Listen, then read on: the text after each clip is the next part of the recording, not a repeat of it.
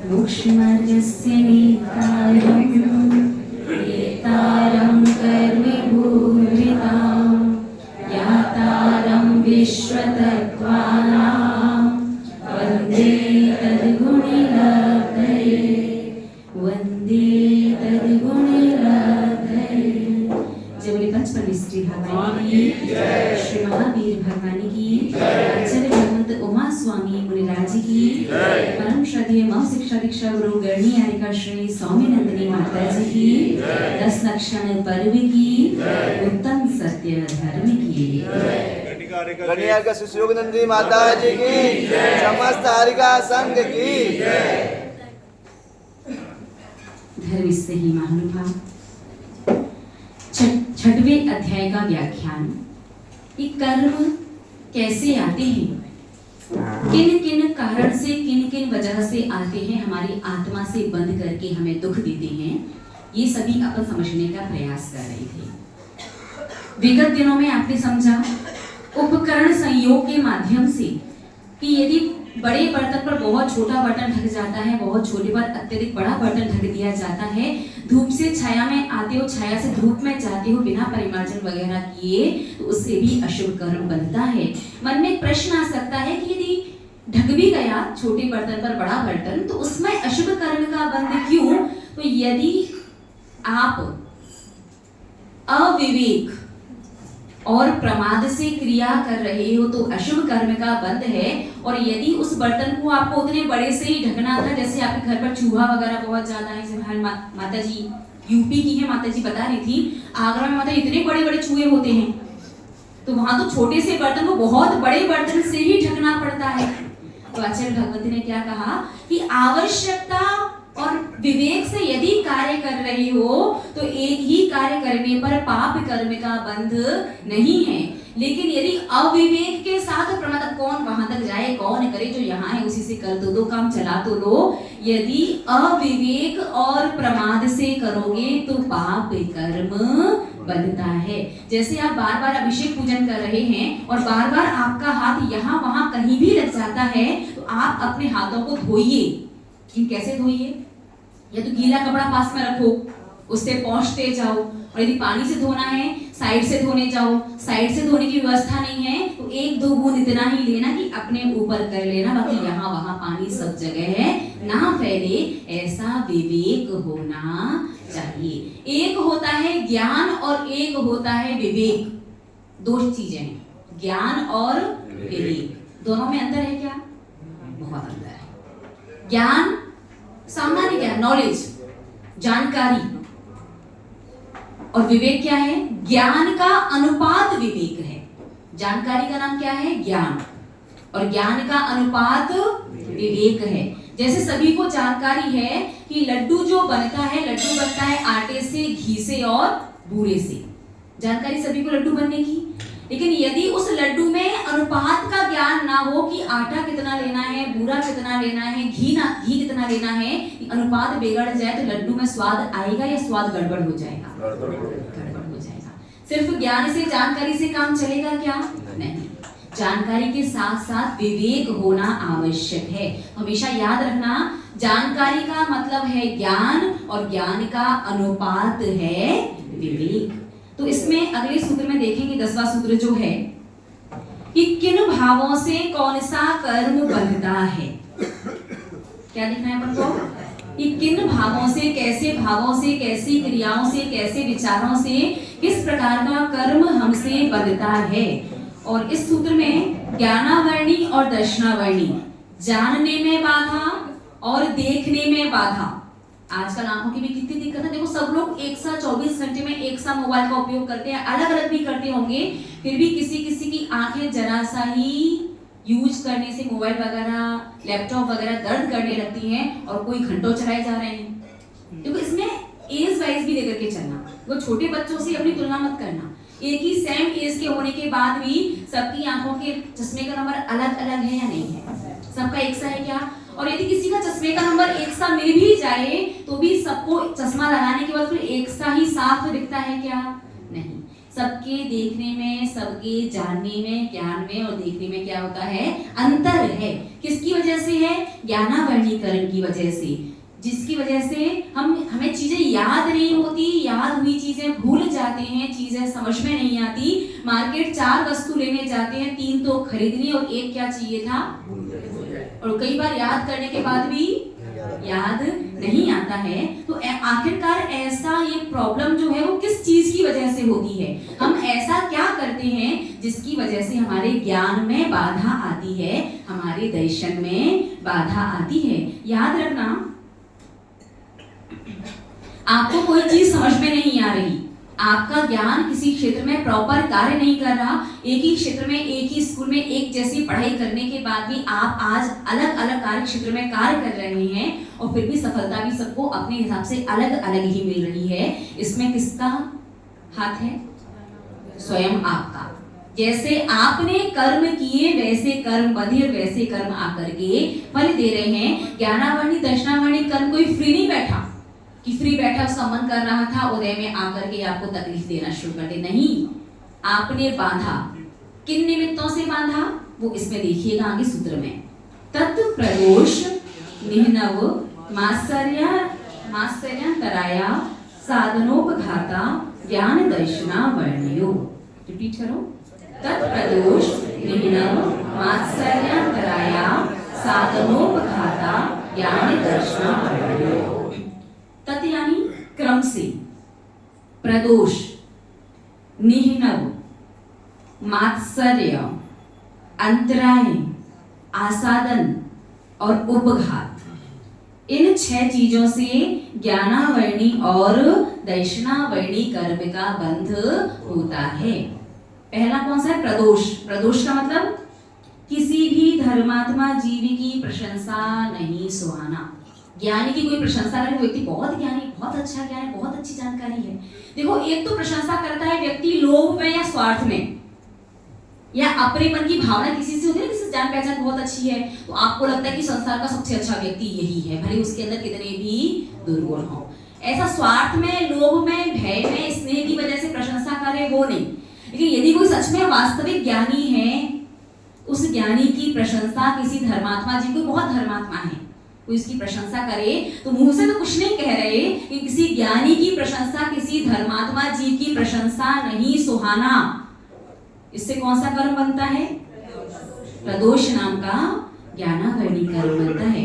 तत्व ज्ञान की चर्चा नहीं सुहाना। कई बार होता है ना कि कहीं किसी के विषय बैठ जाते हैं, क्या हाँ वही जब भी आपके पास बड़े धर्म की बातें लेके बैठ रहे थे, कुछ और बताओ। कई बार बोल देते ना कि जब भी या वही धर्म, मंदिर, वही पूजन पाठ, वही अभिषेक, वही सब कुछ और बताओ संसार का।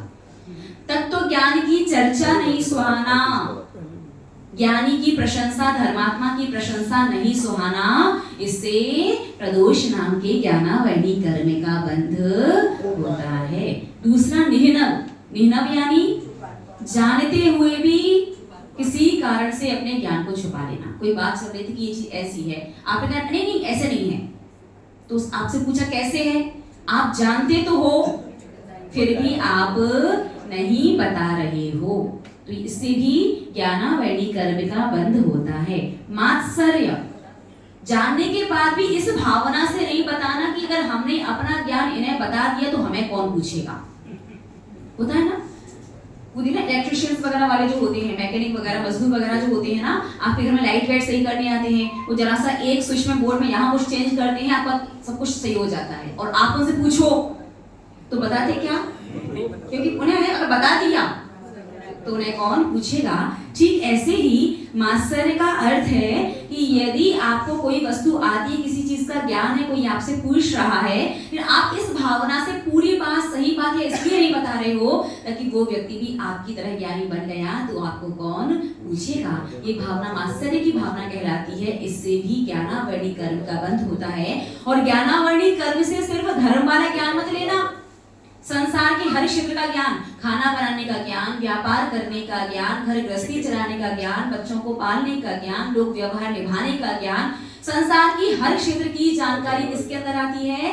ज्ञान के अंदर ही आती है। तो हर प्रकार का ज्ञान आपको लेना है। यदि मास्टर की भावना से आप नहीं बताते कि दूसरा भी मेरे जैसा बन जाएगा, उसे भी आ गया तो मुझे कौन पूछेगा, ऐसी भावना से यदि आप जानते हुए भी कोई बात नहीं बताते हैं तो आपको ज्ञानावरणी कर्म का बंध होता है। अंतराय, किसी के ज्ञानाभ्यास में विघ्न डाल देना, कभी लाइट बंद कर देना, कभी पुस्तकें छुपा देना। मंदिर में स्वाध्याय करते हैं ना, तो लोग क्या करते हैं, कई बार पुस्तकों को अपने अपने घर ले जाते हैं स्वाध्याय करने के लिए।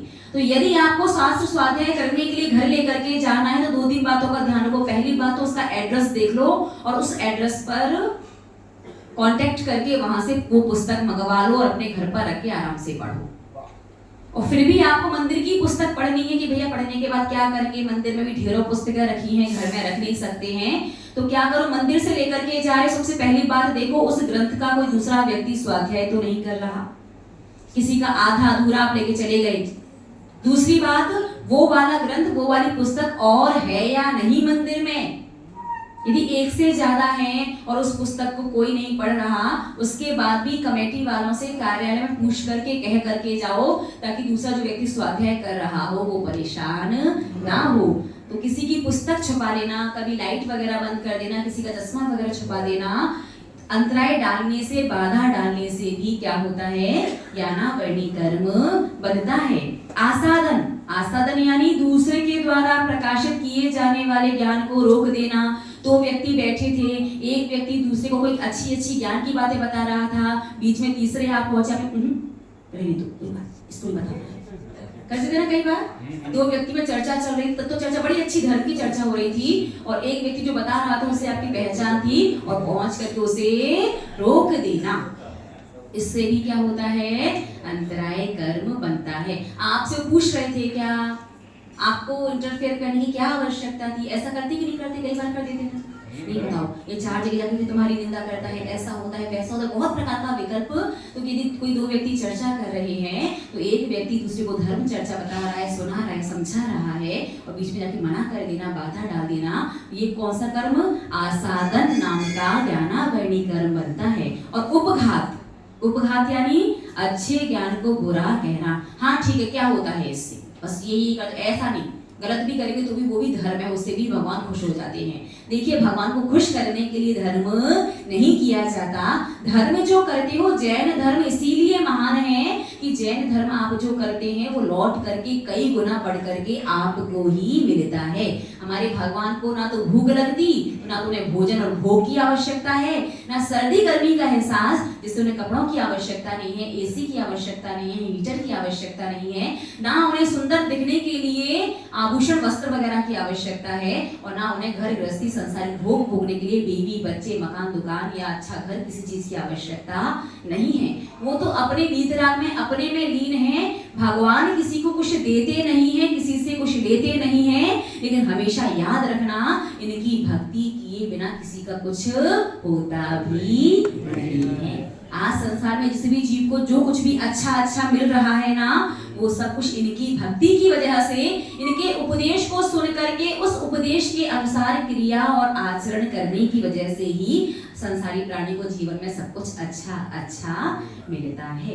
तो महानुभाव, ये कुछ बातें, कुछ चीजें बताई हैं भगवंतों ने, जिनके द्वारा ज्ञानावरणी और दर्शनावरणी कर्म का आश्रय होता है। और भी बहुत सारी चीजें हैं, जैसे आप पूजन वगैरह करते हैं, पूजन करने के बाद पुस्तक को यूं ही उठा करके रख जाते हैं या टेबल पर छोड़ जाते हैं, उससे भी ज्ञानावरणी कर्म बनेगा। आप पूजन को उठा करके अलमारी में मंदिर का सेवक रखेगा, क्यों भाई, उसने पढ़ाई की थी क्या उस पुस्तक से, उसने पूजन की थी क्या, किसने पूजन की थी, किसका कर्तव्य है, किसे रखनी चाहिए, वो तो बाद में व्यवस्था वो कर रहा है। लेकिन जो व्यक्ति पूजन वगैरह पाठ वगैरह करके पुस्तक टेबल पर यूं ही छोड़ करके सीधे उठ करके चल देता है, उससे भी ज्ञानावरणी कर्म बनता है। लास्ट में जब आप शांति पाठ विसर्जन वगैरह पढ़ते हो, पूजन वगैरह सबको याद हो चुकी है, उसके बाद हमेशा जिनवाणी को आराम से खोल करके उसके अंदर चावल वगैरह की, हमारे पास जब भी जिनवाणी आती है उसमें एक चावल का दाना तो निकलते हैं, सबसे पहले उसके चावल के दाने निकाल रहे होते हैं। आप सोचो, आप जिस आसन पर बैठते हो, जिस आसन पर आप लेटते हो, सोते हो, आपके बिस्तरों में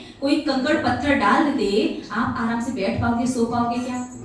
वो चुभेंगे कि नहीं चुभेंगे, तकलीफ होगी या नहीं होगी। ठीक ऐसे ही माँ जिनवाणी है, इसके अंदर कितने लोग चावल फंसा देते हैं, कितने लोग जिनवाणी को उल्टा रख देते हैं। याद रखना, अगर जिनवाणी बार बार बंद हो रही है, जिनवाणी को उल्टा मत रखो, उसका पेज नंबर याद कर लो कि किस पेज नंबर पर है। इस प्रकार से उल्टा रखने से भी ज्ञानावर्णी कर्म। बहुत से लोग जिनवाणी की पुस्तकों के पन्नों को ऐसे फोल्ड कर देते हैं, उससे भी ज्ञानावर्णी कर्म। बहुत से लोग चश्मा ना हुआ, आप लोगों को सिर का ताज हो गया, इसे आप कहीं जमीन पर नहीं रखते क्या?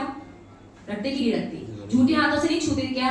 पसीना पहुंचते जाते हैं, चश्मे को नहीं पकड़ते हैं क्या? अरे कई बार पकड़ने में आता है। डेली मंदिर आने से पहले चश्मे को धो करके मांज करके लेकर के आते हो क्या? पानी से थोड़ा बहुत धो भी लिया, लेकिन अच्छे से साफ करके लेकर के आते हो क्या? नहीं। चश्मा निकाला, फोल्ड किया और किस पर रखा? जिनवाणी पर विराजमान कर दिया। तो याद रखिए, चश्मा वगैरह डेली आपका बचता नहीं है, पसीना वगैरह आता रहता है, पसीना वगैरह ही पहुंचते जा रहे हो, चश्मा निकाल भी रहे हो, लगा भी रहे हो, सारी चीजें चल रही हैं, तो चश्मे को भी कभी निकाल करके जिनवाणी के ऊपर नहीं रखना चाहिए। जिनवाणी को उल्टा नहीं रखना चाहिए, जिनवाणी की पन्नों को नहीं मोड़ना चाहिए, जिनवाणी में चावल वगैरह फंसे ना रह जाएं, इन बातों का ध्यान रखना चाहिए। कोई भी जिनवाणी फट वगैरह गई है, भी रख सकते हैं क्या? दर भरी हुई सब रखते हैं, सभी बता दीजिए। अरे हाँ, देखिए बार पन्ना पलट रहा है, हवा वगैरह की वजह से, बाइंडिंग की वजह से पुस्तक नहीं खुल पा रही है, तो खाली रखेगी है। वैसे तो नहीं ही रखो, लेकिन फिर भी खाली प्लेट रखेगी, यानी प्लेट जो है वो आपने रख भी दी, हल्के से ऐसे रखी, अक्षर ना दबे, बिल्कुल बीच में नहीं, लेकिन द्रव्य भरी हुई रखेगी, जिनवाणी पर नहीं रख सकते। क्यों भाई, जगह वगैरह नहीं है क्या? बड़े विकल्प हैं ज्ञानावर्णी कर्म के। तो भाई एक छोटी सी रहल समझते हैं, श्रुत पीठिका, देखिए वो रखी हुई है सामने, एक ऐसी श्रुत पीठिका रखो ताकि जिनवाणी उस पर विराजमान कर सको। इस पर विराजमान करें, बार उसकी बाइंडिंग कैसी भी हो, जिनवाणी वगैरह बंद भी नहीं होती, आप रखेगी वगैरह रखते हो, द्रव्य वगैरह भरी हुई सारी चीजें, इनसे भी ज्ञानावर्णी कर्म का बंध होता है। तो बहुत सारी छोटी सी बहुत सारी ऐसी चीजें हैं जिनसे ज्ञानावर्णी कर्म का बंध होता है। अब कर्म किनसे बंध रहा है ये तो फिर भी समझ में आ रहा है। अब इस पर विचार करो कि ऐसा क्या किया जाए जिससे ज्ञानावर्णी कर्म को हल्का कर सके। तो आचार्य भगत कहते हैं कि मंदिर में जिनवाणी यदि जीर्ण शीर्ण हो गई है, फट गई है, उनकी बाइंडिंग वगैरह खुल गई है, उन पर कवर वगैरह चढ़ा दो, उन्हें चिपका दो यदि फट गई हैं, तो इन सबसे ज्ञानावर्णी कर्म का क्षयोक्षम बढ़ता है। और एक पुस्तक के अंदर पुस्तक रखते जाते हैं लोग, ये भी ध्यान रखना, किताब के अंदर किताब वगैरह फंसाने से उनकी बाइंडिंग लूज हो जाती है, वो भी नहीं करना चाहिए। और एक और चीज, आजकल लोग पुस्तक से, शास्त्र से स्वाध्याय नहीं करना चाहते, मोबाइल आ गया है, सारी चीजें हैं, इजी टू कैरी, कहीं भी ले जाने में आसान रहता है। तो एक प्रश्न हम आपसे पूछना चाहते हैं कि शास्त्र से स्वाध्याय करने में, मोबाइल से स्वाध्याय करने में क्या अंतर है? कौन सा अंतर है? किस चीज का अंतर है? बहुत अंतर बचपन से सिखा दिया तो रट लिया। बहुत अंतर भावों का अंतर।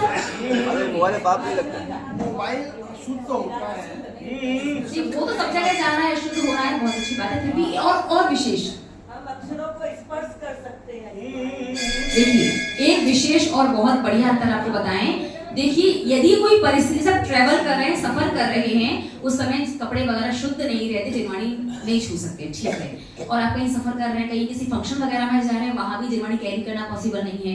परिस्थिति है तो चल जाएगा, फिर अपने घर के मंदिर में आ रहे हैं, अपने घर पर बैठ करके मोबाइल से पढ़ रहे हैं, बिल्कुल नहीं चलेगा। महानुभाव याद रखिए, मोबाइल से स्वाध्याय करने में और शास्त्र से स्वाध्याय करने में क्या अंतर है। देखिए जिनवाणी से स्वाध्याय करते हैं, मोबाइल से स्वाध्याय करते हैं, दोनों को स्वाध्याय करने में पुण्य कर्म तो एक सा बन भी सकता है। भक्तमल पढ़ने का जो जिनवाणी से पुण्य मिलेगा, वही मोबाइल से पढ़ने पर भी पुण्य मिल जाएगा। लेकिन जिस शुद्ध ज्ञानावर्णी, जो पिछला ज्ञानावर्णी कर्म बधा है, पिछला दर्शनावर्णी कर्म जो बधा है ना, पिछले कर्म की निर्जरा यदि जिनवाणी से, शास्त्र से पढ़ोगे तो ही होगा, मोबाइल से पढ़ने पर कर्म की निर्जरा नहीं होगी। इतना बड़ा घाटा है याद रखो। समझ में आ रहा? पिछला कितना सारा आपकी सत्ता में कितना बैलेंस है, एक एक कदम पर, एक एक क्षण में। आप सोचिए न्यूज़पेपर, तीर्थंकर भगवान की दिव्य ध्वनि 64 वर्णों में कृति है। कितने वर्ण? हिंदी में टोटल 64 वर्ण ही होते हैं। तो आपका न्यूज़पेपर जो है वो भी कितने वर्णों में लिखा जाता है? वही 64 वर्णों में ही लिखा जाता है। न्यूज़पेपर वगैरह की आप जिनवाणी की तरह विनय मत कीजिए, लेकिन आप लोग क्या किस कदर से यूज करते हैं? उस पे खाना खा लेते खाना, हाँ, खाना खाना है ना, तेल मेल के हाथ पोंछ लेना, जूते साफ करना, गाड़ी की खिड़की विंडो वगैरह साफ कर लेना, और बच्चों की तो याद रखो, जिस पर भी जिनवाणी के शुभ के अक्षर लिखे हैं, भगवान की दिव्य ध्वनि इन्हीं 64 वर्णों में खिड़ती है। तो जिस पर भी अक्षर है, लोग तो अखबार बिछा के देखा बहुत जगह बैठ भी जाते हैं, सीट भी निकलती है तो क्या करो, न्यूज़पेपर बिछा के बैठ जाओ। आप प्लेन पेपर कैरी कीजिए, प्लेन पन्नी कैरी कीजिए, इसे बिछा करके आप बैठ सके, कर सकें। बाकी लिखा हुआ है, ये वही जिनवाणी के 64 अक्षर हैं, ये वही भगवान की दिव्य ध्वनि के 64 अक्षर हैं, जिनमें भगवान की वाणी खिलती है, मां जिनवाणी लिखी जाती है। तो आप चप्पल वगैरह जो पहनते हैं, उसका भी ध्यान रखना, उसमें वो लिखी पढ़ी लिखी चप्पल ही, अनपढ़ चप्पल होनी चाहिए। उस पर लोगो वगैरह, कंपनी वगैरह का नाम लिखा रहता है ना, आपके पैरों के नीचे आती है। कितने ज्ञान के साधना, करने का नाम इनबॉक्स रहता है, तब क्या करेंगे? क्या मत पहनो। कंपनी बोल नाम आता ही है, इंग्लिश में रहता है, अंग्रेजी में रहता है। वो नाम उधर नहीं सकता। गुरुवार इंग्लिश में आता है, आई है बाहर, ये स्कूल में बाहर होते हैं, वैसा व्यवस्था नहीं है। कंपनी का नाम करना पड़ेगा माता जी।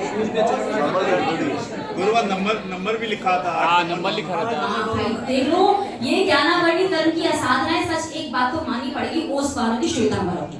श्वेतांबर संप्रदाय की हमने एक इतनी अच्छी बात देखी, जब हम लोग गुजरात गए थे यात्रा पर, तो वहाँ छोटे छोटे से 3-3, 4-4, 5-5 साल के बच्चे नंगे पांव चल रहे थे, और उनसे पूछा नंगे पांव क्यों चल रहे हैं? क्योंकि धर्मात्मा होंगे, बचपन से माता पिता ने संस्कार अच्छे दिए होंगे, इसलिए मंदिर नंगे पांव जा रहे हैं। उन्होंने कहा नहीं, मम्मा पापा ने चप्पल दिलाई ना, उस पर शुद्ध लिखा है, अक्षर लिखे हैं, शुद्ध की असाधना हो जाएगी, इसलिए चप्पल नहीं पहन। सोचिए, अप्रैल के महीने में गुजरात में इतनी भयंकर गर्मी हो जाती है, नीचे नंगे पांव रोड पर, वो छोटी सी 3 या 4 साल की बच्ची होगी बस, उस बच्ची तक को माता पिता ने कैसा किया कि शुद्ध की असाधना हो जाएगी, जिनवाणी का अभिनय हो जाएगी, ज्ञानावर्णी कर्म का बंद होगा। इसलिए और आजकल के बड़े बड़े लोग तो सही, अब कंपनी भी लगा कर कैसे देरी के निकलने की व्यवस्था ही नहीं है, लेकिन फिर भी तो ऐसी चप्पल ढूंढ लो भैया जिसमें एक भगवान की वाणी में इंग्लिश, गणित, हिंदी सब आता है। कोई प्रश्न पूछते हैं? माता जी वो ब्लैंक चिपका दे ऊपर में। एक करके चलते हैं, आपसे वार्तालाप नहीं कीजिए। रेलगाड़ी, बस, एरोप्लेन या टैक्सी, किसी में भी जिनवाणी हाथ में लेकर के नहीं करना चाहिए। हाँ, यात्रा में आप जिनवाणी नहीं चल सकते, बिल्कुल सही। उच्चारण से आप उच्च जिनवाणी लेकर जाते हैं? हाँ। आप जब ट्रेवल करते हैं बस वगैरह में, ट्रेन वगैरह में, टैक्सी वगैरह में, प्लेन वगैरह में, उसमें अशुद्ध अवस्था, एक भी सीटें कितनी अशुद्ध, और कौन, हाँ, बैग वगैरह कैरी निकाल के पढ़ नहीं सकते, ट्रेन वगैरह पढ़ते हैं निकाल करके, प्लेन वगैरह में। तो जिनवाणी कैरी करो तो अच्छे विनय से, और ऊपर या तो गोद में से हाथ में बैग पकड़ के, गोद में भी नहीं रख सकते बैग को, गोद में नीचे अपना हाथ रखो, फिर हाथ के ऊपर बैग रखो। अगर जिनवाणी लेकर के जा रहे हो तो विनय का ध्यान रखो, लेकिन जिनवाणी निकाल करके वैसे नहीं पढ़ते होंगे इतने भी, लेकिन पढ़ना नहीं चाहिए। ये सब कपड़ों की शुद्धि वगैरह बन जाती है। जिनवाणी को पढ़ने के लिए वस्त्रों की शुद्धि वगैरह देखना आवश्यक है। याद रखना, मोबाइल से स्वाध्याय करने में पुण्य का बंद तो कर सकते हो, लेकिन पिछली हिसाब किताब बराबर नहीं होगा, पाप कर्म की निर्जरा नहीं होगी। मां जिनवाणी पर पढ़ने से पुण्य कर्म का बंद होता है, सो तो होता ही है, साथ में असंख्यातों अनंतों अशुभ पाप कर्म की निर्जरा भी होती है। इंग्लिश न्यूज़पेपर और हिंदी न्यूज़पेपर में क्या फर्क है? क्या फर्क है? ये तो जिससे जो लगे आती जो इंटरेस्ट है वो सबसे पढ़ता है। भगवान की दिव्य ध्वनि में इंग्लिश भी आती है। अच्छा, आपको ये लग रहा है कि भगवान की दिव्य ध्वनि में भगवान को इंग्लिश नहीं आती है ना? बिना इंग्लिश वाले भगवान जी हैं अपने, नहीं, गलत फहमी है आपकी। भगवान की दिव्य ध्वनि ओमकार में, निरक्षर में खिलती है, और भगवान की दिव्य ध्वनि को मागध जाति के देव, कौन से देव? इसीलिए भगवान की दिव्य ध्वनि को अर्ध मागधी भाषा कहते हैं। कहते हैं। क्या कहते हैं? अर्ध मागधी भाषा। मागध जाति के देव आधा काम करते हैं, वाणी या भगवान की ट्रांसलेट करते हैं, कन्वर्ट करते हैं। मागध जाति के देव भगवान की दिव्य ध्वनि 700 लघु भाषा 18 महाभाषाओं में कन्वर्ट करता है मागध जाति का देव, और उन 718 भाषाओं में इंग्लिश भी आती है। बस ये बात अलग है कि संस्कृत, प्राकृत वगैरह अपभ्रंश भाषाएं जो हैं वो महाभाषा है और इंग्लिश लघु भाषा है। ठीक है, लेकिन इंग्लिश वाला पढ़ते को इंटरेस्ट नहीं, आपको हिंदी भी आनी चाहिए। इंग्लिश के चक्कर में ऐसा ना कि अंग्रेजी के ऐसे बन जाओ कि हिंदी की गिनतियां बहुत, पर आज का बच्चों को हिंदी में कुछ आता ही नहीं। नहीं आता है। चौवन क्या हुआ? हाँ, बहुत सिंपल सिंपल सी गिनतियां भी नहीं आती हैं, तो इंग्लिश और हिंदी दोनों का ज्ञान होना आवश्यक है।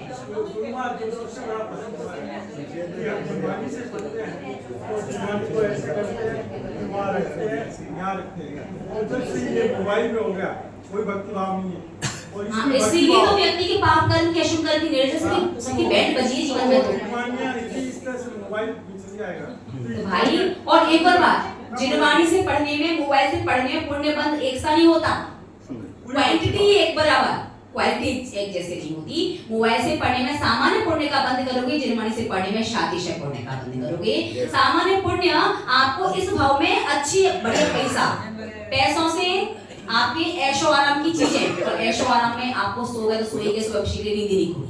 माँ दोनों लेके अभिषेक करने के लिए जा पा रहे, दर्शन करने नहीं जा पा रहे, स्वाध्याय नहीं कर पा रहे, प्रमाद करके सामान्य पुण्य आपको दुर्गति में ले जा सकता है, लेकिन जिनवाणी स्वाध्याय करने पर शातिशय पुण्य बनता है, और शातिशय पुण्य हमेशा जीव को मोक्ष की ओर ही ले जाता है। चर्चा करेंगे तो बहुत सारा समय हो जाएगा, अभी आपको कम से कम धार्मिक पत्रिकाएं घरों में जो आती है, हाँ, ये धार्मिक पत्रिकाएं वगैरह जो आती हैं, पोस्टर वगैरह, हाँ, आपके घर पर ये जीर्ण शीर्ण जिनवाणी है, मंदिर में जीर्ण शीर्ण जिनवाणी है, कोई मासिक पत्रिकाएं वगैरह प्रकाशित होती हैं, चातुर्मास वगैरह के पोस्टर, होर्डिंग वगैरह बहुत सारी चीजें बनती हैं। आप इन्हें यहाँ वहाँ मत फेंकिए, बहुत से तो हम लोगों ने देखा है। इसीलिए हम हमेशा ये फ्लैक्स के पक्ष में रहते नहीं हैं। भैया आजकल कौन रखता है, आप तो मोबाइल वगैरह पर व्हाट्सएप वगैरह पर फॉरवर्ड कर दो, पत्रिका का मैटर बना करके सब लोग देख लेंगे, ऐसे ही आ जाएंगे। लोग दुकानों पर लटका देते साधुओं को, जब उनकी डेट वेट निकल जाती है, किस चीज की दुकान पर नहीं लटकाती, नीचे बिछा लेते हैं। लोग कहीं यात्रा वगैरह करने जाते हैं तो उसे बच्चों को सुलाने के लिए पोस्टर वगैरह ले जाते हैं। तो भाई आप इस बात का ध्यान रखिए, पत्रिकाएं वगैरह, पोस्टर वगैरह, होर्डिंग वगैरह है, जीर्ण जिनवाणी वगैरह है, आप इनको इकट्ठा करते जाइए, और इकट्ठा करके जब दीपावली का समय आता है तो पूरी समाज के सबके घरों की सफाई होती है, पूरी समाज से जिनवाणी, पत्रिकाएं, पोस्टर, फोटोज जिसके घर पर जो भी है सब इकट्ठा करके मंदिर में बुलवाओ। और 2-3 एड्रेस हैं, एक कोटा का है, एक जयपुर का है, एक आगरा का है, 3 जगह ऐसी हैं। आप यहाँ पर इकट्ठा करके सारी पत्रिकाओं को, पोस्टर को, फोटोज को, जिनवाणी को सबको भेज दीजिए। वहाँ पर इन सबको गला करके रिसाइकिल करके नई जिनवाणी प्रकाशित हो जाती है। अब 1-2 जिनवाणी पोस्टर तो भेज नहीं सकते, लेकिन सारी पूरी समाज का इकट्ठा करके आप क्या होता है क्या?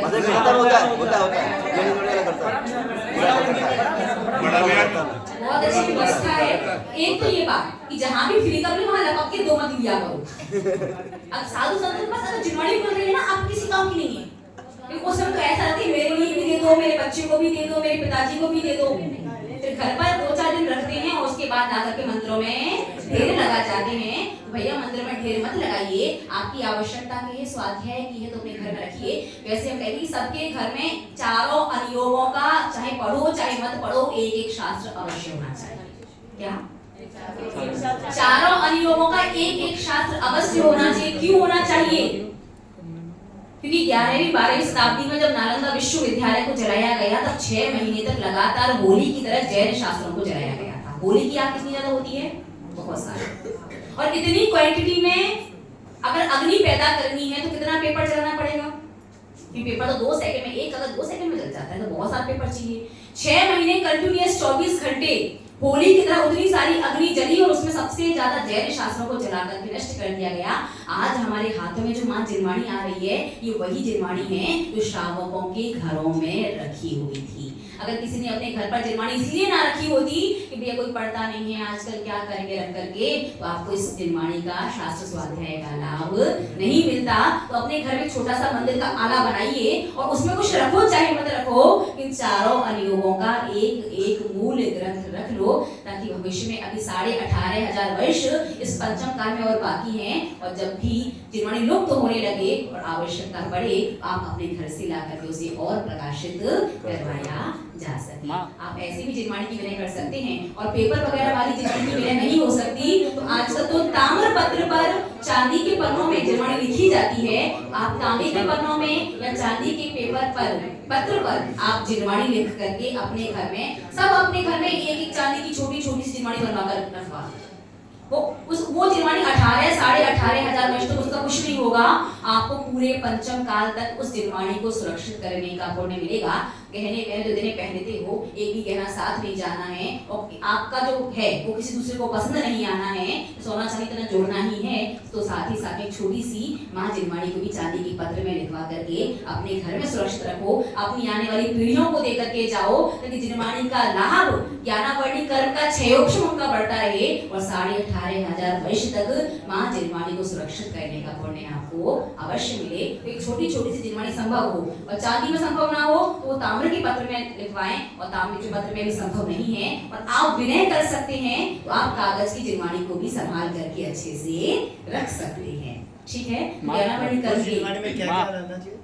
चारों अनुयोगों की एक एक मूल गाथा, चारों अनुयोग की पुस्तक पूरी हमारे पास है लिखी हुई। अगर जिसको भी चाहिए वो एक पेपर आपको दे देंगे, तो आप उसकी फोटो स्टिक वगैरह कॉपी वगैरह करवा लीजिएगा। चारों अनुयोग की एक एक मूल गाथाएं उसमें लिखी हैं। उसमें पूरा द्वादशांग निर्माणी का शुद्ध स्कंद का पूरा यंत्र बना हुआ है, और उसमें पूरी द्वादशांग निर्माणी का जो सार है उस सार की एक गाथा लिखी है। अर्थात जब भी जिनवाणी ह्रास की ओर जाएगी, नष्ट होने की ओर जाएगी, ये एक गाथा से भी पूरे शास्त्र का निर्माण हो सकेगा। एक गाथा से भी पूरा अनुयोग समझ में आ जाएगा। बहुत छोटी सी बड़ी सी जिस साइज की जैसी बनवानी है, वो 6 पेज की है। आपके मंदिर में नहीं है शायद जिनवाणी, है ना? तत्वार्थ सूत्र है, आपके यहाँ द्वादशांग निर्माणी नहीं है। होनी चाहिए, होनी चाहिए कि नहीं होनी चाहिए? तो 7 नाम 250-250 ग्राम चांदी दे दो, आपकी वो जिनवाणी बन करके विराजमान हो जाएगी। 7 नाम कौन कौन? 7 व्यक्ति जिनके हाथ पहले आए, नाम पहले आए, नाम शुरू करो। 1 2 3 4 5 6 7। हाँ, और जिस क्रम से नाम आए उसी क्रम से सबसे पहला नाम वो भैया, क्या नाम है इनका? नोट करो, पेन पे पढ़ो, पेन पे। अशोक सेठी। नहीं, गब्बर भैया नाम लिखो। अशोक सेठी अभी बता दे, तो यहाँ सिर पर विराजमान करेंगे क्या? आसन तो पहले आवश्यक है, तो बढ़िया पूरा ठोस चांदी का अच्छा आसन बनवाना, जितनी चांदी है पूरे का आसन, बिल्कुल कंजूसी नहीं, बचाना नहीं। ठीक है, तो जितनी भी महिला वर्ग हैं, जो जितनी भी चांदी देना चाहे, पैसा देना, जो भी देना चाहे, वो नीचे कार्यालय में दे दीजिए।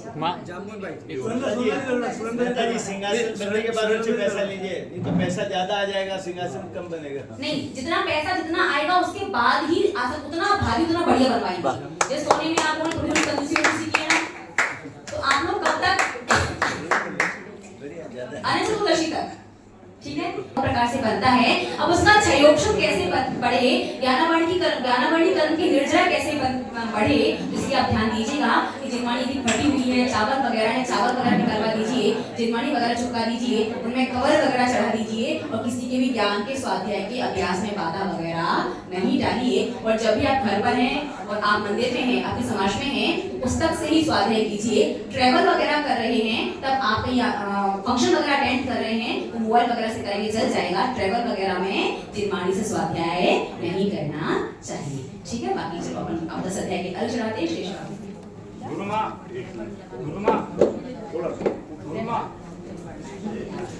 हाँ, आप यदि किसी जिनवाणी का स्वाध्याय कर रहे हैं तो उसके बीच में आप जो छेपा लगाते हैं वो एक पतले से छोटे से कागज का होना चाहिए। अलग अलग पुस्तकों का आप लगा कर उसकी बाइंडिंग लूज कर देते हैं, उससे भी शुद्ध ज्ञानावर्णी कर्म का बंध होता है। गुरु माँ ये काम अनीता को बोला दीजिए। अच्छा, हाँ अनीता भाभी, हाँ बेस्ट एकदम इस चीज में। ठीक है, 3 नाम है, सुरेंद्र भैया। नहीं अपन अनीता को बोला दीजिए। अनीता भाभी अकेले पहले नहीं बोला। नहीं वो नहीं, ठीक है, ये तो मैं अकेले कर लेंगे वो। ठीक है। अनीता भाभी जो है वो भी साथ में करके अच्छे से कीजिए, बिल्कुल व्यवस्थित एक साथ। ठीक है, और बढ़िया सुंदर शासन बनवाना जिनवाणी का। ठीक है, चलिएगा अपन 10 अध्याय के अर्घ समाप्त कर लेते हैं। और कुछ ना मेरे वो जैसे और एक और चीज देखिए, जो व्रत उपवास कर रहे हैं उन सभी की बहुत बहुत अनुमोदना कि भाई मौसम इतना गर्म है और उसके बाद भी आप उपवास कर रहे हैं और लगभग आज आपकी यात्रा आधी हो चुकी है, अब आधी बाकी है। लेकिन एक बात ध्यान रखना, जो उपवास करने वाले हैं वो कम से कम एक बार उबला हुआ पानी अवश्य लें अपने मौसम और स्वास्थ्य की अनुकूलता को देख करके, और शरीर साथ ना दे, बेचैनी हो, घबराहट हो, बीपी आप या डाउन हो रहा हो, उल्टी वगैरह आ रही हो, तो भैया आप पारना वगैरह भी कर सकते हो। शरीर के साथ जोर जबरदस्ती नहीं करना। और फिर भी नहीं आप भी नहीं भैया आप तो 10 करके ही मानिए, 10 करने ही है, तो उपवास करने वाले तो एक चीज और कर सकते हैं। अगर आप जो उपवास कर रहे हैं सिंपल पानी लेते हैं, वो सिंपल पानी के साथ यदि आपको चक्कर वगैरह आ रहे हैं, कमजोरी आ रही है, बीपी अप या डाउन हो रहा है, हाथ पैर में कंपन हो रहा है, हाथ पैर सुस्त होते जा रहे हैं, घबराहट हो, अजीब सा लग रहा हो, सिंपल पानी के साथ थोड़ा सा 1-2 चुटकी सेंधा नमक और थोड़ा सा बूरा डाल करके भी आप उसका ऐसा घोल जैसा बना करके वो भी पी सकते हैं, ताकि आपका बीपी वगैरह, घबराहट वगैरह, गर्मी वगैरह, 10 उपवास गर्मी दिमाग में चढ़ गई तो 11 के दिन हॉस्पिटल में नजर आओगी। तो 10 दिन के उपवास करो, 11 के दिन हॉस्पिटल में जाकर के अंग्रेजी अशुद्ध दवाई खाओ। तो अंग्रेजी दवाई बहुत अशुद्ध होती है, उससे अच्छा है कि पानी में थोड़ा सा सेंधा नमक, थोड़ा सा बूरा घोल करके पी लो, ताकि अंग्रेजी अशुद्ध दवाई खानी ना पड़े। चलिएगा, दस अध्याय की सेंधा नमक पूरा दोनों चीजें,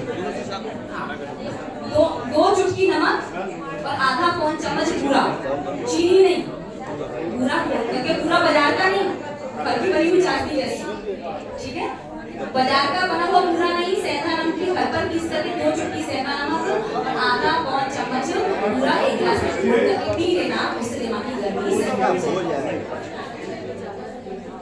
चलिए अब भैया 10 अध्याय के अनुसार है, आपका मन हो तो पूरा बातचीत का मन रहेगा, पूरा करवा दीजिए, निकालिए 10 अध्याय।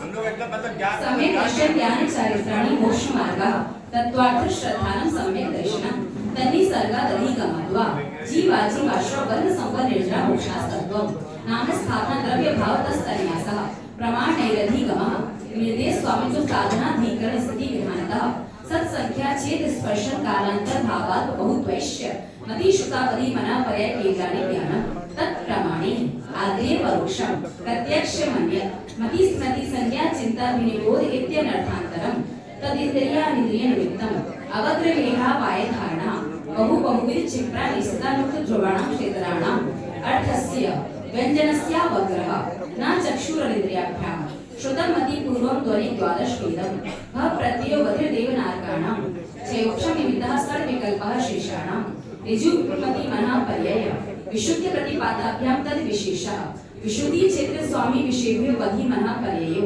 मति श्रुतियो निबंधो द्रव्येष्व सर्व पर्यायेषु रूपेष्ववधि तदनंत भागे मनः पर्ययस्य सर्व द्रव्य पर्यायेषु केवलस्य एकादिनी भाज्यानि युग पदे कस्मिना चतुर्भ्यः मति श्रुता पदयो विपर्यस्य सदस्तु रवि शेषादि दृष्टोपलब्धिर्मत्वत् मेघम संग्रह व्यवहार रजसूत्र सद संहित एवं मुदानया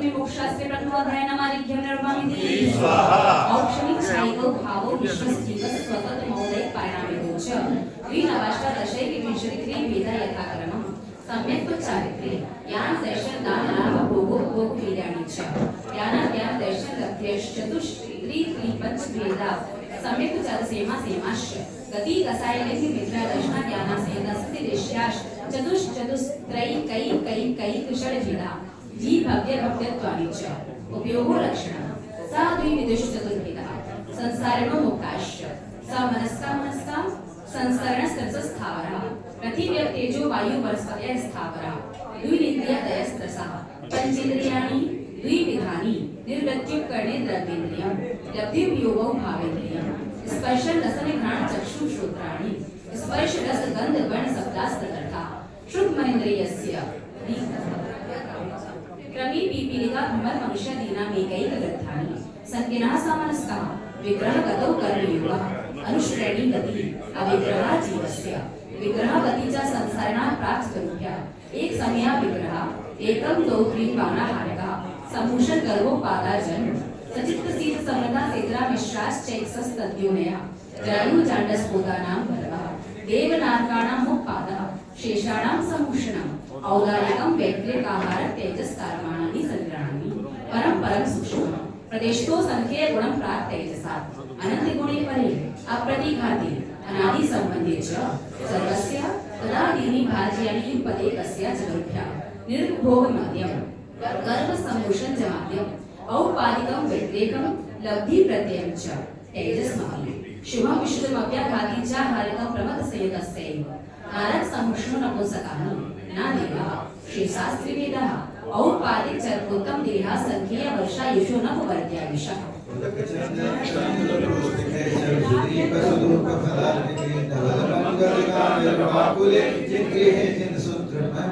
ओम निधि तत्वाणि कवि मोक्षास्त्र द्वितीयोध्याय नमारिक्यं निर्मामति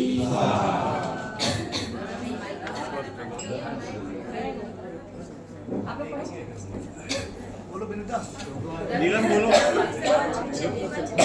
तन्मते योजना पुष्करं तद्विगुण द्विगुणं दा पुष्कराणि च तन्निवासिन्यो देवः श्री री धीति कृति बुद्धि लक्षणे अल्योपम स्थितिः सरसमानिक परिषत्ता गंगा सिंधु योगाश्च अश्वानि दरिद्रगाथा सीता सिंधुना नानी दरगाथा सुवर्ण विपुला रक्त रक्तोदः हरिश्र सरस्वतीगा द्वयोर्द्वयोर् तुमा पूर्वका सेसा पूर्वका चतुर्दश सती सहस्र परिवर्तका गंगा संवाद्यो नद्य वर्षण विसति पंचयोजन सत विस्तार सट चक्र भागा योजनस्य द्विगुण द्विगुणा विस्तार वर्ष विधियांता नीचे उधर भी तुल्या बढ़ते रावत्यो विधि आसोस संज्ञाभ्याम सर्पणिम व सर्पणिभ्याम ताप्यामया भूम्यवस्थिता एकम त्रिकल्योपम स्थितियो नीचे नीचे तथोत्तरा विदेशु संध्या काला प्रदर्श्य विस्कंभो जम्बू दिवश्य दब्धि सत्कागः द्विव्याप्ति कन्ये पुष्करादि च प्राण मनुष्योत्थान मनुष्य आर्य महेशाश्च बढ़ते रावत विधिया कर्म भूमियों न्याय तो देव कुरुत्त कुरुभ्य स्थिति परावृत्ति पल्यो मान्य मानते तिले क्यों नहीं जानाम च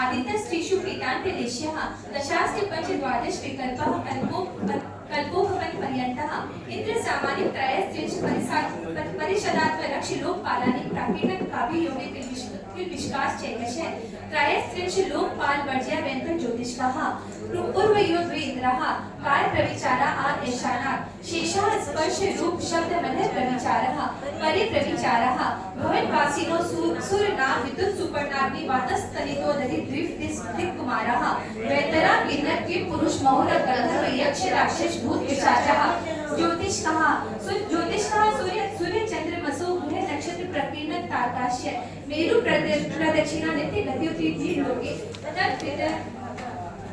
काल विभाग है बहिर्वस्थिताः वैमानिकाः कल्पोपपन्ना कल्पातीताश्च उपरि सौधर्म ऐशान सानंद कुमार माहिन्द्र ब्रह्म ब्रह्मोत्तर लांतर पापिष्ट शुक्र महाशुक्र सता सहस्रा ऐश्वानक प्राणतयो रारणा चतुर नवशु ग्रेविकेषु विजय वैजयंत जयंता परादितेषु सर्वार्थ सिद्धो च स्थिति प्रभाव सुख द्युति देश्य विशुद्ध इंद्रियावधि विषयोत्तिकाः गति शरीर परिग्रहाभिमानतो हीनाः वीत पद्म शुक्ल देश्य द्वित विशेषेषु प्राण देवकेभ्यः कल्पाः ब्रह्म लोकालय लोकांतिकाः सारस्वतादित्य वर्ण रूढ़ गर्द तोय पुष्टा व्यावादारिष्टाश्च विद्यादिषु द्विचर्माः औपादिक मनुष्येभ्यः शेषा स्त्रिये व्योनेः स्थिति सुर नाग सुपर्ण द्वीप शेषाणां सागरोपरि पल्लवनाथ निहिताः सोधर ऐसानियो सागरोपमेधिके सानंद कुमार माहेन्द्रियो सप्तः त्रिसप्तनव एकादश त्रयोदश पंचदश प्रतिकानि तु आरणा चुता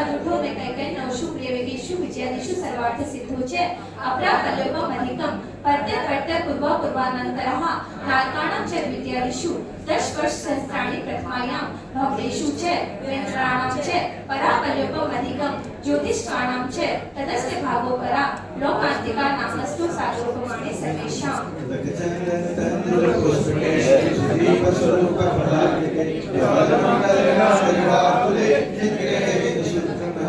ओम ह्रीं तत्त्वा सूत्र चतुर्थ अध्याय पंक्ति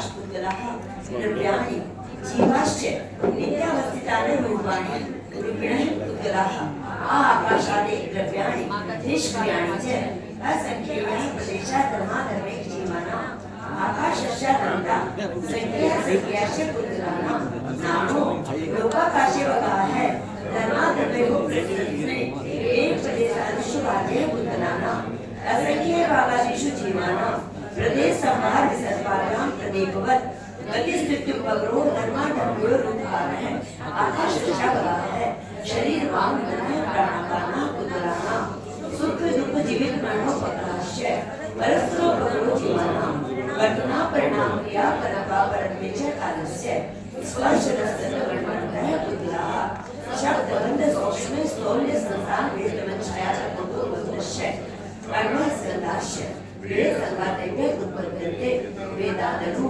वेद संगाताभ्यां चाक्षुषः सद्रव्य लक्षणम् उत्पाद वैरोवे सत् तद्भावालयं नित्यं तन्मतानस्य सिद्धे स्निग्ध वृक्षपातः न जगते गुणानां गुणसामि सदृशानां प्रतिपादि गुणानां तु वन्दे विभोपाणामिकौ च गुणपर्यद्रव्यं कालस्य सोनन्द समयः द्रव्याश्रया निर्गुणा गुणाः तद्भावः परिणामः गगचंदन तंदुर पुष्पकेशर दीप सुरूप भवाके धवलमंगलकाननवाकुले चित्रे जिन सूत्रमहम्यते ओम ह्रीं तत्त्वासुत पंचम अध्याय रमकांति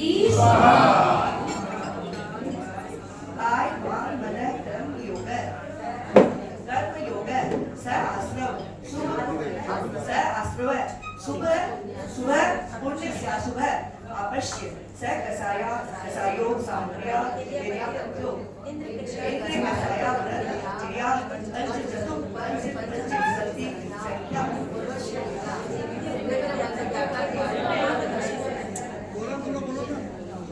काय वांग मन कर्म योग है स आश्रव है शुभ पुण्य शुभ पापस्य स कषाया कषायो सांप्रायिकेर्यापतियो इंद्रिय कषाय व्रत क्रिया पंच चतु पंच विंशति संख्या पुरुषस्य वेदः विवरणमर्यादाधिकरण विशेष विशेष है अधिकरण जीवा आदम संभ्रम समारंभा रमयो विशेष स्त्री स्त्री स्त्री चतुष्टयकः है निर्वणा निषेध सहयोग निसर्गा चतुर्थी वेदा करो तत्पदो निजन मात्सराय साधनोपगाता ज्ञान दर्शनावयो दुख शोक तापानंद परिदेव ज्ञानात्मक करोहे स्थाना नसवेदस्य भूतवृत्तनुपपादां सरासयमादि योग शांति शोक स्थिति सर्वेदस्य केवली शुद्ध संतधर्म देवावर्णवादो दर्शन मोहस्य कषायो दया तीव्र परिणाम चारित्र मोहस्य भगवान परिग्रहं नारदस्य इंसय माया देवस्य अल्पारं परिग्रहं मानुष्यस्य स्वभाव मार्गं च निशीवर्तितं च सर्वेषां सराग संयमा काम निद्रा बाल तमासी जैवस्य सम्यक्तं च योग वदता विस्वादनं शास्त्रस्य नामः कति विपरीतं शुभस्य दर्शन विशुद्धि विनय संपन्ना शेष विदेशनं चारु अभिक्षिकानां प्रयोग संवेगो शक्ति तस्याग शक्ति साधु समाधि वैयाकरण गणनाचार्य बहुशुद्ध प्रवचन भक्ति रावस्य का परिणाम मार्ग भावना प्रसन्न स्थिति तीर्थ करतस्य परात्म निंदा प्रशंसे सत्सद्गुणो स्वामिने च नीचे गोत्रस्य कत्य पर्ययो नीचे व्यक्तित्वसे को जोत्रस्य विघ्न करणनायस्य गगचंदन तंदुर पुष्पकेशर दीप सुरूप भवाके धवलमंगलकाननवाकुले चित्रे जिन सूत्रमहम्यते हम लोग का देखिए हमको खुद हम पता चला हमको बोले वैसे नशीला मिल नहीं हमको उधर ना तो परिग्रहव्योगेरति दत्तं देश बतोड़ो माहि ततिस्त्यागं भावना पंच वाम मनोदान निक्षेपण समिति लोकिपान भोजनानि पंच क्रोध लोभ विरुद्ध हास्या प्रत्याख्यान नाट्य जुगुची भाषणं च पंच शून्याकार विमोचितवास परोपरोपकरण प्रेक्ष शुद्धि सधर्मा विसंवादः पंच स्थिराग तथा श्रवण तन्मनोहराम निरीक्षण पूर्वरतानुस्मरण प्रशिष्ट रस्व शरीर संस्कार त्यागः पंच मनोज्ञा मनोज्ञेन्द्रिय विषय राग द्वेष वर्जनानि पंच हिंसा विश्वा महापुत्रापाय वद्र दर्शनम दुख प्रेमा मैत्री प्रमोद कारुण्य माध्यास्थाने च सत्व गुणाधिक निश्चय माना विनयेषु जगत काय स्वभावों का संवेग वैराग्यार्थम प्रमत्त योगात् प्राण वयो प्राण हिंसा असक्तिगनाथं नृत्यं अदत्तादानं स्नेहं मेथुनमन्त्रं मोक्षा परिग्रह श्रीशल्योगति अकार्य नकाराश्च अणुव्रतो गति देख एक देशानार्थ कंड विरति सामायिक क्रोधोपवास भोग परिभोग परिमाण तिथि संविभाग व्रत संपन्नश्च मारणांतिकी मुसलिमानां जोसिता संका कांचा की चिकित्सा दृष्टि प्रशंसा संस्तवा सम्यक दृष्टि लतिचारा व्रत सिद्धेषु पंच यथा क्रमं बंध बदन छेदाति भारारोहणा रोपणान पान विरोधा मिथ्योपदेश रहुभज्ञान कूटलेखा क्रिया न्यास पहार सकार मंत्र भेदा न्यासा पहार सकार मंत्र भेदा स्नेह प्रयोग सदा हटता गान चितु राज्य दिग्रम विनादक मनोरमान प्रतिरूपक व्यवहारा पर विवाह करने त्वरिका वर्ग रहिता गमना गमन क्रीड़ा काम आती हिरण्य सुवर्णन दान दासी दास्य प्रमाणाक्रमः व्यतिकरम क्षेत्र रीति विस्मृत्य राधा नानी आन्यन प्रेस प्रयोग शब्द रूपानुवाद कोदर सेवा वर्गर्भ बोध कुछ मुखालस इच्छाति करनाओ भोग परिभोगा नाट ज्ञानी योग प्रणिता नानातर विस्मृत्य योग स्तरामी अप्रतिष्ठिता प्रमाण संगादान संस्रो प्रवणा नादर विस्मृत्य उपस्थाने सचित संबंध सविस्त्र विषम तू पक्वाहारा सचित निक्षेपान पर प्रदेश मात्रे कालातिक्रमः जीवित वर्ण सांसा मित्रानुरोग सुखानुबंधितानानि अनुग्रहार्थ स्वेत सर्वोदानम विधि द्रव्य दात्र पाद विशेषार्थ विशेष है उदकचंदन तंदुल पुष्प केसर सुदीप स्वरूप फलानिके धवल मंगल गान रवाकुले चित्रे सुत्रम यदि सप्तम अध्याय पंक्ति यह रचना विरोधी प्रमाण कषाय योग का बंधन हेतु है सर्वसायत्वाल जीवन कर्मणो योग्यान मुक्तिनाना दर्शन संबंध है प्रॉपर्टी स्थितियों में बाबा विदेशातक विधि है आयु ज्ञान रचना बढ़ने के मोही आयु नाम पुत्रान राया पंचमय वशिता विशति चतुर्थी चत्वा विशत विपंचवेदा यथाक्रमम् अतिशुद्धावली मदन परे देवानां चक्षु रक्षु अभि देवानां देवा देवा देवा प्रसला प्रसला प्रसला स्नान प्रदेश सत सत वेदे दर्शन चारित्र मोहि कषाय वेदनिया स्त्रीनं षोडश वेदा समेत मिथ्यात्व तद्वयान कषाय कषाययो हास्य रति रति शोक वै जुसा रति पुरुषम वेदा अनकांत वर्ग कैका का विकल्प पाशे से क्रोध मान आया दोगा नारद ने योग युद्ध मनुष्य देवानी इति जाति सतीरा को मान निर्माण मंत्र संगा संतान सैनन इस पर सदन गंध विनाम पूरे को पगार प्रगादात को चोट वाले व्याय देते प्रत्येक शरीर तत् सुबह सुस्वर शुभ सूक्ष्म पर्याप्त स्थिरा देश से प्राणी तीर्थ कर पहुंचे ऊंचे नीचे से राम ला भोगो भोगो विराणा आदित्य दिशना मंत्रायश तिंचत सागरमो मोटे मोटे प्रायस्ति सप्ततिर मोह नियशय विशतिर नाम गोत्रो रह दिशत सागर मान्य विषय अपराध दस मोटा वेद नाम गोत्रो दशो शेषाना मंत्र मोटा विपाकोत बहल स यथाना ततस्य निद्रा नाम प्रत्यया सर्वतो योग विशेषात् सूक्ष्मैः क्षेत्रा बलास्थिता सर्वात्मक प्रदेशस्पदन्तानंद प्रदेशा सद्यते सुपारणाम गोत्राणि पुण्यम अतो न पाकम उदकचंदन तंदुल पुष्प केसर सुदीप स्वरूप फलानिके धवल मंगल गान रवाकुले चित्रे सुत्रम यदि अष्टम अध्याय पंक्ति आश्रव निरोधन सवय प्रकृति समिति धर्मान उपेक्षा परिषद चारित्रे अर्थात निजराचर समय योग निरोग बुद्धि विद्या भाषेषणादान निश्चय पोत्रता समिति उत्तम क्षमा वाटवाचो शोच संयम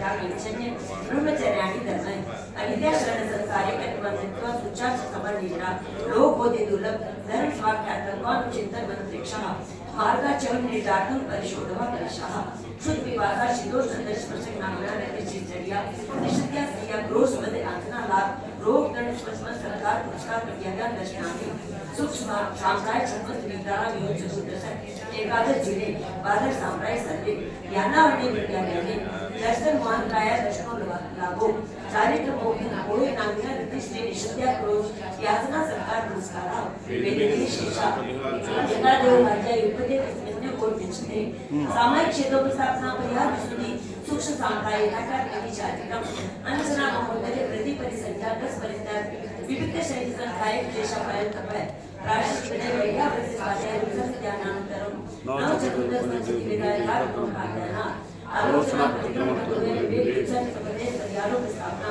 ज्ञान दर्शन चारित्र्य आचार उपाध्याय प्रकृति से श्रीराम गणकुल सत्य साधु बुद्धियानां वासना प्रश्नानुप्रेक्षाणां धर्मोपदेशा वाया वज्रो भक्तो उत्तम सायनन प्राप्त चिंता युक्तो ज्ञान मंत्र बोलता आठ उद्धरण शुक्राणी परे मोक्षितो मनोके चतम प्रयोगता विकोरिया साय स्मृति समद्वाहर विप्रतम मनोवेश वेद जनाश निदानम च तद निर्देश ब्रह्म संयानानां निसा निदस्ते यशे संरक्षणेभ्यो रोद्रम विदेश विद्यो आज्ञा पाय विभाग संस्थान विषय लग्नम शुक्ले चारे गुरुविद परे विज्ञान प्रत्येक विदर सूक्ष्म क्रिया प्रतिपादि क्रिया नियति वेग योग काय योगा योगानाम एकाश्रय समितकर चारे पूर्वे अविचारो विद्यो विचरण सुतम विचारोट योग सत्कांति समित दृष्टि ज्ञान योजक दर्शन मोक्ष मोक्ष मोक्ष मोक्षिना कृत्सो सत्य गुरुनिद्रा कला कपु सुचि दीर्घस्थानका जीवनता संयम सूत्र दृष्टिना कीर्तनी निर्देशों पार स्थान सत्या चंदन तंदुल पुष्प केशर सुदीप सुधूप फलाटिके मंगल ज्ञान रवा कुले जिनके जिन सूत्र ओम मीम तथार्थी गमे मोक्ष शास्त्र नवो अध्याय गमनकांति मोक्ष ज्ञान दर्शना वचनाचार्य क्षाच केंद्रम वंदे भगवान कर्म विष्णु मोक्षो मोक्षः औपचारिक काय भगवानाचे अन्य केवल सम्यक ज्ञान दर्शन सिद्ध नैव्य तदनंतर बोधुम अच्छता लोकांता पूरी प्रयोगात सिद्धत्वात् मंदच्छेदा तथागति परिणामाच आविर्भाव चक्रवर्त भक्त में पाराभू व बीज धर्माधिकाया भावात क्षेत्र काल गति गति चारे प्रत्येक बोधित ज्ञान नामक प्रकार प्रबोध में साध्या चंदन तंदुल पुष्प केशर सुदीप सुधूप फलाटिके धवल मंगल ज्ञान रवा कुले जिनके जिन सूत्र में ओम मीम तत्वा सुद्ध दशो अध्याय गमनकांति